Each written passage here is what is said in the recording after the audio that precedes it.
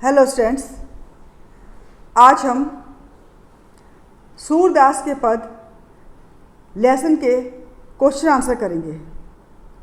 उसके सलाह मैंने आपको करवा दिए थे। मैंने अपने प्रीवियस वीडियो में आपको समझाए थे। मुझे आशा है कि आपको वो समझ आ गए होंगे। तो आज हम इस लेसन के क्वेश्चन आंसर करते हैं। हमारा फर्स्ट क्वेश्चन है, गोपियों द्वारा उद्धव को भाग्यवान कहने में क्या व्यंग निहित है?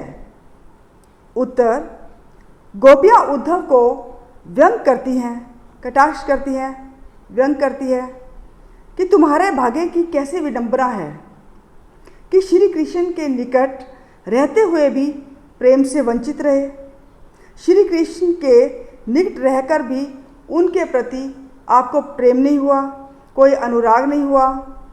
तुम जैसा तो कोई भाग्यवान ही हो सकता है। असल में स्टूडेंट्स, वो भाग्यवान नहीं है, वो भाग्यहीन कहना चाहती हैं, लेकिन उसको कटाक्ष कर रही है, व्यंग कर रही है, इसलिए उसको भाग्यवान कहा गया है। इस तरह गोपियाँ उसको भाग्यवान कहकर यही व्यंग करती हैं कि तुमसे बड़ा दुर्भाग्य और किसका हो सकता है। हमारा सेकंड क्वेश्चन है, उद्धव के व्यवहार की तुलना किस किस से की गई है?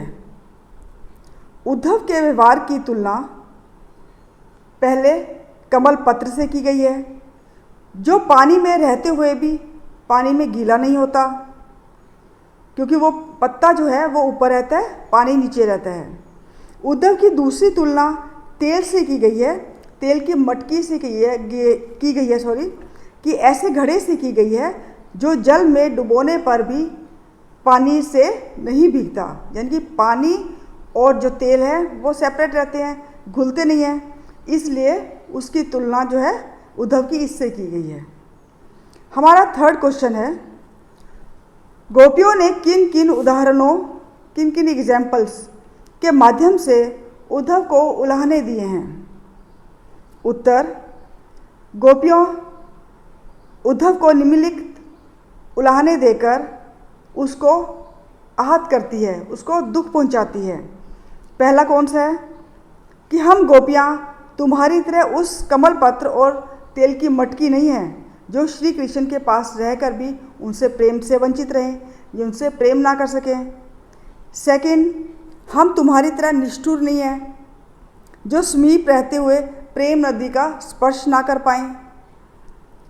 थर्ड है, तुम्हारे योग संदेश हम गोपियों के लिए उपयुक्त नहीं है, सही नहीं है। फोर्थ, हमने कृष्ण को मन कर्म वचन से हारिल की लकड़ी की तरह जकड़ा हुआ है या पकड़ा हुआ है। फिफ्थ, हमें योग संदेश एक कड़वी ककड़ी और व्याधि की बीमारी के समान प्रतीत हो रहा है। नेक्स्ट क्वेश्चन है फोर्थ, उद्धव द्वारा किए गए योग के संदेश ने गोपियों की विरह अग्नि मीन्स जब वो दुखी हो रही है, श्री कृष्ण जी नहीं आ रहे तो वो विरह में जल रही हैं, इसलिए विरह की अग्नि बताया गया इसमें घी का काम कैसे किया? उत्तर, गोपियाँ श्री कृष्ण के चले जाने पर उनसे अपने मन के प्रेम भावना को प्रकट न कर पाने के कारण विरह की अग्नि में पहले से ही जल रही थी। उन्हें आशा थी कि श्री कृष्ण जी वापस लौटेंगे, लेकिन वो नहीं लौटे। जब उनका योग संदेश उद्धव के द्वारा प्राप्त हुआ तो उनकी जो विरह की अग्नि थी वो और भी तेज हो गई। इस तरह योग संदेश से विरह अग्नि ने घी का काम किया कि अग्नि है, अग्नि के अंदर अगर हम घी डाल दें तो आग एकदम और भड़क जाती है और तेज़ हो जाती है। वो विरह में तो जल रही थी, लेकिन जब उसका संदेश आया कृष्ण जी का उद्धव के थ्रू, तो वो उनकी जो विरह की अग्नि में वो और भी धधकने लगी और भी जलने लगी। हमारा फिफ्थ क्वेश्चन है, मर्यादा न लही के माध्यम से कौन सी मर्यादा न रहने की बात की जा रही है? उत्तर, गोपियाँ कह रही थी कि श्री कृष्ण के प्रति उनका प्रेम था, उन्हें पूर्ण विश्वास था कि उनके प्रेम की मर्यादा का निर्वाह श्री कृष्ण जी की ओर से वैसा ही होगा जैसे उनका है, यानी कि ये प्रेम करते हैं तो श्री कृष्ण जी भी प्रेम करते हैं। इसके विपरीत श्री कृष्ण ने योग संदेश भेजकर स्पष्ट कर दिया कि उन्होंने प्रेम की मर्यादा को नहीं रखा, जिससे गोपियों ने अपनी सभी मर्यादाओं को छोड़ दिया। जिसके लिए गोपियों ने अपनी सभी मर्यादाओं को छोड़ दिया, उसी ने प्रेम मर्यादा का पालन नहीं किया। यह आपका 5th क्वेश्चन का आंसर है। 6th क्वेश्चन है, कृष्ण के प्रति अपने अनन्य मीन्स बहुत ज़्यादा जो प्रेम करते हैं तो उसको बोलते हैं अनन्य। अनन्य प्रेम को गोपियों ने किस प्रकार व्यक्त किया है? उत्तर, गोपियों ने श्री कृष्ण के प्रति अपने अनन्य प्रेम को प्रकट करते हुए कई बातें कही है, जिसमें से नंबर 1 है कि हमारा श्री कृष्ण के प्रति जो स्नेह है, प्रेम बंधन है, वो गुड़ से चिपटी हुई चींटियों के समान है। सेकंड, श्री कृष्ण उनके लिए हरिल की लकड़ी के समान है। थर्ड, हम गोपियाँ मन कर्म वचन से सभी प्रकार से श्री कृष्ण जी के लिए समर्पित हैं। फोर्थ, हम सोते जागते दिन रात उनको ही याद करती हैं। फिफ्थ, हमें योग संदेश तो कड़वी ककड़ी के समान प्रतीत होते हैं। यह योग संदेश नहीं बल्कि श्री कृष्ण जी का प्रेम चाहती है। वो कहते हैं कि हम योग संदेश नहीं चाहते, हम चाहते हैं कि श्री कृष्ण जी हमसे प्रेम करें, क्योंकि हम भी प्रेम करते हैं, तो प्रेम का उत्तर जो है वो प्रेम से ही मिलना चाहिए। 7th क्वेश्चन है, गोपियों ने उद्धव से योग की शिक्षा कैसे लोगों को देने की बात कही है? उत्तर, गोपियों ने योग शिक्षा के बारे में परामर्श करते हुए या परामर्श देते हुए कहा है कि ऐसी शिक्षा उन लोगों को देनी चाहिए या उन लोगों को देना उचित है जिनका मन चक्री के समान अस्थिर है और चंचल है।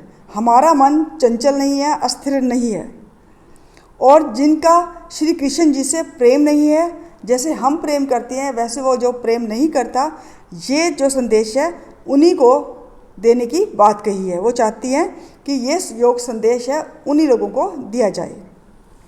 हमारा 8th क्वेश्चन है, प्रस्तुत पदों के आधार पर गोपियों का योग साधना के प्रति दृष्टिकोण स्पष्ट करें कि योग साधना के प्रति उनके दृष्टिकोण जो है वो क्या है। उत्तर है, जो हमने लेसन पढ़ा है उसके आधार पर बताना है हमें। गोपियों का दृष्टिकोण स्पष्ट है, बिल्कुल साफ है कि प्रेम और स्नेह के बंधन में बंधे हृदय पर अन्य किसी उपदेश का कोई भी लाभ नहीं होता, कोई भी हमारे ऊपर प्रभाव नहीं पड़ता। वे उपदेश अपने ही चाहे प्रिय क्यों ना दें, अपने ही बिल्कुल नज़दीकी लोग क्यों ना दें, तो उसका प्रभाव बिल्कुल नहीं पड़ता। वही कारण है कि अपने ही प्रिय श्री कृष्ण के द्वारा भेजा गया योग संदेश उनको प्रभावित नहीं कर पाया, क्योंकि ये जो योग संदेश था वो श्री कृष्ण जी ने भेजा था। लेकिन गोपियाँ श्री कृष्ण जी से प्रेम करती हैं। जब कोई आदमी दिल से प्रेम करता है, प्रेम बंधन में बंध जाता है, तो ऐसा उपदेश सामने वाला जिसे प्रेम करते हैं अगर वो भी दे तो वो उस पर कोई असर नहीं पड़ता जो प्रेम करता है। तो ये जो योग साधना का उपदेश उद्धव लेकर आया था तो उसका प्रभाव गोपियों पर बिल्कुल नहीं पड़ता। 9th क्वेश्चन है, गोपियों के अनुसार राजा का धर्म क्या होना चाहिए? उत्तर है, जैसे अब हमने सलाह किए थे, गोपियों ने कहा था कि राजा का धर्म क्या होना चाहिए। इससे साफ स्पष्ट पता चलता है कि वो राजनीतिक जो है वो भी ज्ञान रखती हैं। तो गोपियाँ ये अपनी राजनीतिक बुद्धि का परिचय देते हुए कहती हैं कि राजा का धर्म यह है, राजा का कर्तव्य है कि वह किसी भी स्थिति में अपनी प्रजा को दुखी ना करे, अपितु उसे अन्याय से मुक्ति दिलाए, उसकी भलाई के लिए सोचे, उसका कोई भी अनिति ना करे। ये ऐसी बातें गोपियों ने कही हैं। हमारा 10th क्वेश्चन है, गोपियों को कृष्ण में ऐसे कौन से परिवर्तन दिखाई दिए जिनके कारण वे अपना मन वापस पा लेने की बात कहती हैं? उत्तर, श्री कृष्ण द्वारा योग संदेश को उद्धव से सुनकर गोपियाँ एकदम हैरान हो जाती हैं। उन्हें लगा कि श्री कृष्ण के मथुरा चले जाने पर उनके सोच में भी परिवर्तन आ गया है। वो पॉलिटिशियन बन गए हैं, वो पॉलिटिक्स खेल रहे हैं। तो वो सोचते हैं कि जैसे राजनीति के लोग होते हैं वो उनकी सोच के अंदर परिवर्तन आ जाता है। तो ये राजा बन गए हैं तो इनके सोचने में, विचार में भी परिवर्तन आ गया है। वे प्रेम के प्रतिदान के बदले योग संदेश देने लगे हैं। प्रेम के बदले प्रेम नहीं कर रहे, वो योग साधना की बातें कह रहे हैं कि प्रेम छोड़ो और योग साधना करो। तो श्री कृष्ण पहले जैसे न रहकर वो एक कुशल राजनीतिज्ञ हो गए हैं जो छल कपट से कुछ ऐसा करते हैं जिससे कि गोपियों को अच्छा नहीं लगा, क्योंकि उन्होंने छल किया है। ये छल कपट भी सीख गए हैं श्री कृष्ण जी। राजधर्म की अपेक्षा कर अनीति पर उतर आए हैं, क्योंकि वो अनीति करने लगे हैं और वो खुद कहते हैं कि अनीति नहीं करनी चाहिए, नीति की बातें होनी चाहिए। लेकिन वो ऐसा संदेश देते हैं अनीति का न करने का, लेकिन खुद वो अनीति कर रहे हैं। इन परिवर्तनों को देखकर वे अपना मन वापस पा लेने की बात कहती हैं। हमारा 11वां क्वेश्चन है कि गोपियों ने अपने वाक चातुर्य का मतलब कोई भी बात करते हैं तो ऐसा जवाब देना कि सामने वाला बिल्कुल चुप हो जाता है, बड़ा हैरान हो जाता है कि ये हमारी बात को कैसे काट रही हैं। तो ऐसे ही गोपी ने उद्धव की जो बात योग साधना का संदेशा लेकर आए थे तो उनको क्या क्या कहकर उसको चुप करवा दिया। तो इसमें ये बताया कि उसकी जो वाक चातुर्य है उसके अंदर कौन कौन सी विशेषताएं होती हैं। उद्धव जैसे ज्ञानी को गोपियों की वाक पटुता चुप कर रहने के लिए विवश कर देती है और गोपियों के वाक चातुर्य से प्रभावित हुए बिना वो रह भी नहीं पाते।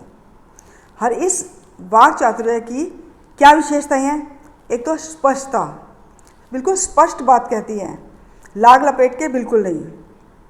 गोपियाँ अपनी बात को बिना लाग लपेट के स्पष्ट कह देती हैं। उद्धव के द्वारा बताए गए योग संदेश को बिना संकोच वे कड़वी ककड़ी तक कह देती हैं। इसका दूसरा पॉइंट है व्यंग्यात्मकता, यानी कि कटाक्ष करना, व्यंग कसना। गोपियाँ व्यंग करने में चतुर हैं, प्रवीण है। उनकी भाग्यहीनता को भाग्यवान कहकर व्यंग करती है। जैसे हमने फर्स्ट स्टैंजा के अंदर पढ़ा कि तुम तो बड़े भाग्यवान हो, तो उन्होंने ये कहा था व्यंग करके कि तुमसे बढ़कर तो और कौन भाग्यवान होगा जो कृष्ण के समीप रहकर उनके अनुराग से, उनके प्रेम से वंचित रह गए। थर्ड है सहृदयता। उनकी सहृदयता उनकी बातों में स्पष्ट झलकती है कि वे कितनी भावुक हैं। इसका ज्ञान तब होता है जब वे गदगद होकर कहती हैं कि हम अपनी प्रेम भावना को उनके सामने प्रकट नहीं कर पाई हैं। तो ये पॉइंट्स जो हैं उस वाक चातुर्य के हैं, उनकी विशेषताएं हैं। नेक्स्ट क्वेश्चन है, जो हमने पद पढ़े हैं उसको ध्यान में रखते हुए ये बताना है कि सूरदास जी ने ये जो भ्रमर गीत है उसमें से ये पैराग्राफ लिए हैं, स्टेंजास लिए हैं। उस भ्रमर गीत की विशेषता क्या है? उसकी विशेषताएं हैं, नंबर 1, सूरदास जी के भ्रमर गीत में निर्गुण ब्रह्मा का विरोध और सगुण ब्रह्मा की सराहना है। एक होता है निर्गुण भक्ति जैसे है, एक होती है सगुण। सगुण का मतलब जो सामने है उनकी पूजा पाठ करना, उनसे प्रेम करना, वो सब कुछ दिखाई दे रहे हैं। जैसे वो श्री कृष्ण जी को भगवान मानती हैं, वही उनके लिए ब्रह्मा है, उनसे प्रेम करती हैं। निर्गुण है जो दिखाई ना दे, कोई मूर्ति पूजा करते हैं या ऐसे, उसको बोलते हैं हम निर्गुण भक्ति। तो इसमें निर्गुण जो ब्रह्मा है उसका विरोध किया है। सगुण जो ब्रह्मा है, जैसे कृष्ण जी बिल्कुल सामने है, तो उसकी सराहना की गई है। सेकेंड इसके अंदर वियोग श्रृंगार। श्रृंगार के मैंने आपको बताया था कि 2 पार्ट होते हैं, एक वियोग वर्णन, दूसरा संयोग वर्णन। संयोग वर्णन में कि जब नायक नायिका मिलते हैं तो उसका वो वर्णन होता है। वियोग में जब वो बिछड़ते हैं। और श्रृंगार रस, इनके दो पार्ट हैं। और वैसे सुंदरता का ये बात अगर करें तो वो भी श्रृंगार रस के अंदर आती है, वो संयोग के अंदर ही आती है। लेकिन इसके अंदर गोपियाँ दुखी हैं श्री कृष्ण जी के लिए, तो यहाँ पर जो वर्णन किया गया है वो वियोग श्रृंगार है, उसका चित्रण किया गया है। ये दूसरा पॉइंट है आपका। थर्ड है गोपियों की स्पष्टता, वाक्पटुता, कि कैसे वो बात करने का तरीका है उसका जो, और व्यंग्यात्मक ढंग से करते हैं, वो बड़ा ही सराहनीय है। और फोर्थ पॉइंट है इसका एकनिष्ठ प्रेम का दर्शन है। ये एक तरफ जो प्रेम है उसके बारे में बताया गया है। और गोपियों का जो वाक चातुर्य है वो उद्धव को भी चुप करवा देता है। उसकी बातों से उद्धव भी हैरान हो जाते हैं और चुप हो जाते हैं। और इसके अंदर आदर्श प्रेम का वर्णन है कि आदर्श प्रेम की प्रकाष्ठा है। इसके अंदर आदर्श जो प्रेम है वो आदर्श प्रेम है। तो ये जो भ्रमर गीत है इसके पॉइंट्स हैं स्टूडेंट्स। कई मैंने क्वेश्चन के अंदर काफ़ी सारे पॉइंट्स बना गए हैं, तो आप इनमें से जो अच्छे लगें उनमें से 3 या 4 पॉइंट याद कर ला करो, वही कर ला करो। ज़्यादा बहुत बड़े करने की जरूरत नहीं है, लेकिन पढ़ लो। लिखने के लिए आप या एग्ज़ाम के लिए 2-3 पॉइंट अच्छे ढंग से कर लेना। तो फ्रेंड्स, आज इस लेसन का कि हमने क्वेश्चन आंसर कर लिए हैं, सलार्थ हमने पहले कर लिए थे। मुझे आशा है ये आपको सभी क्वेश्चन समझ में आ गए होंगे। Thank you and have a nice day.